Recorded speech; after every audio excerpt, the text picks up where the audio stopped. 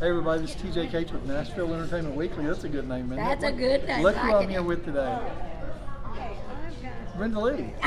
Well, I thought you were going to say you. I don't matter. I didn't get invited backstage and in stage. You're going to perform today.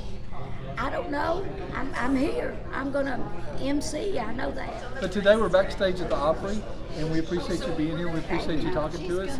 Let's talk about longevity, because you figured it out somehow. How to stay in the business and everybody knows your name. Well, you know what? That's it. The people have just absolutely been wonderful to me. They've stuck with me. They've been loyal. And I've tried to be loyal to them. I answer all my fan mail. If somebody knocks on my door, I open it, and they come in and we talk. And that's just the way I was raised, and that's how I am. Just because I'm a singer and I'm in the industry doesn't make me any different than anybody else. And my mama told me that, and I never forgot it. Let's talk about your mom.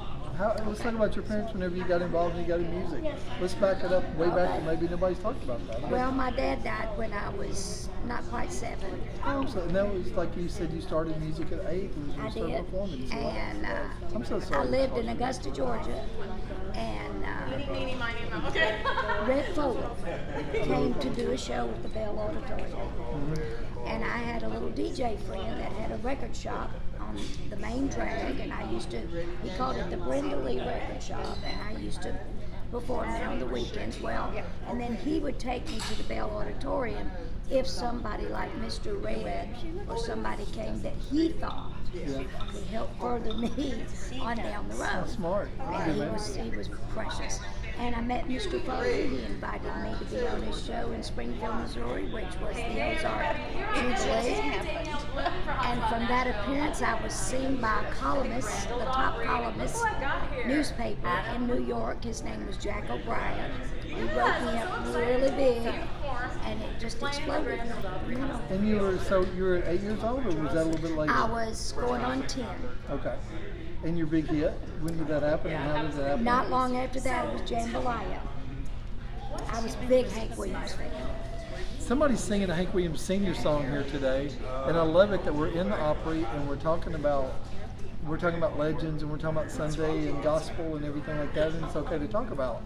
But let's talk about like your name. I'm just curious. How do you think your name? Everybody knows you, and it's been decades and decades. And you're all over YouTube. You're all over social media. Everybody is just loving you all over. Well, that's by the grace of the God and by the grace of the people. What's happened in this industry today is phenomenal. The way you can hear music now, the way you can access music now, it's just wonderful. Because I remember having a little bitty transistor or whatever it was radio, and we had to be very careful with the batteries, because my mama was a Dodgers fan, and my daddy was a Yankees fan, and we had to keep the batteries so they could listen to the ball. Was that the Brooklyn Dodgers back then? Yes. Wow, that wasn't the LA Dodgers, everybody. No, that was Brooklyn. And so I got to listen a little bit to music, and that's how and my mama sang good. Oh, she and did. She would sing me Hank Williams songs to get me to sleep. I didn't know they were Hank Williams songs. I learned later on that they were.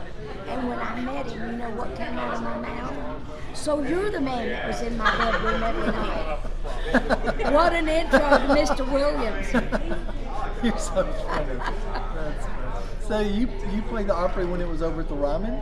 You remember that? Played it over there, sure did. So you know pretty much everybody that's a famous person that ever walked. First time I was on the Opry, I was 12 years old. And guess who else was on? I don't know. Elvis Presley. Oh, God. That was his first appearance. It was. They told him to keep his schedule. It is. We're going to his movie premiere back in Memphis. We got the red carpet invitation last night. I'm excited about his new movie. Have you seen the previews for it? I want to have it, The music is going to be wonderful. Yeah.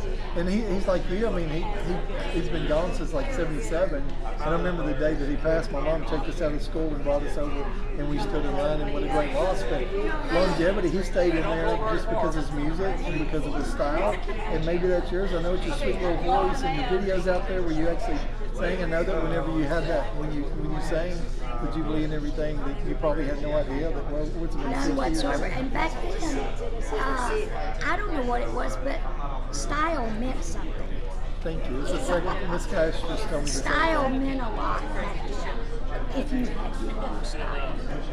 And Elvis certainly did. Oh my goodness. Charisma and style. Oh, absolutely. I just watched, like I said, just sat on my back porch last night and watched a whole Elvis thing that I hadn't seen before, and I thought I'd seen it all. But he was a sweet, I want to say boy, but he was a man. He was a boy man. He was a boy man. And he loved his mother, and I think that Loved his mother, loved his family. Was your mom, was she proud to see your success? Did you ever get to sing a duet with her? Did you get to get up on stage with your mom? My mom wouldn't do that, but my mom was a good singer. And like I said, she used to sing me to sleep at night with Hank Williams songs. So that's how I got to know Hank Williams. I like the intro that you did. Did you talk to Elvis?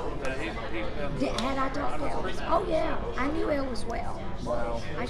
My manager and Elvis's manager, Colonel Tom, were the best of friends. And they were both carnies, as we used to call them. Mm-hmm. And they had what you call a dancing duck. Okay. And that was the big thing at the fair. And they would put this duck on a little table. And this is going to sound awful. I'm getting rid of secrets. But they'd put this duck on a little table, and if they had cloth on it and everything, they'd start the music. And this duck would dancing. And guess what? There was a hot plate under the table. Oh no! Yeah, just hot enough to make those ducks dance. And I thought, well, that is so cool. But that's showbiz. I got a question. Is this dynamite on your lapel? Yes. That's pretty cool. That's your so song. old. That's my stick of dynamite. How long have you had that? Probably 50 years. Who gave it to you? I think my manager did. Pretty neat. It's so old, but I trade it. I love it. I love it. All right, well, let's talk about this with longevity. Let's give a little bit of advice to some of the people that are out there, because Nashville is all filled up with artists trying to make it and trying to stand out and trying to get discovered, and they want the fast fame, but I want to make sure that they understand you've got a responsibility as an artist to be out there for the next decades. I'll tell you something Sophie Tucker told me. Okay.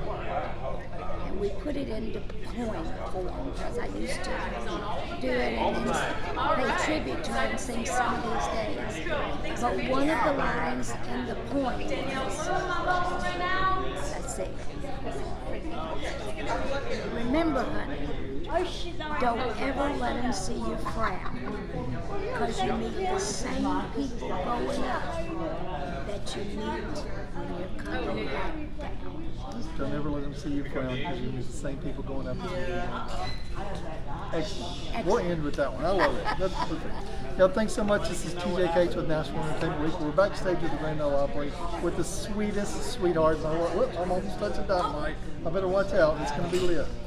All right. Thank you so much. Thank you. Bye-bye.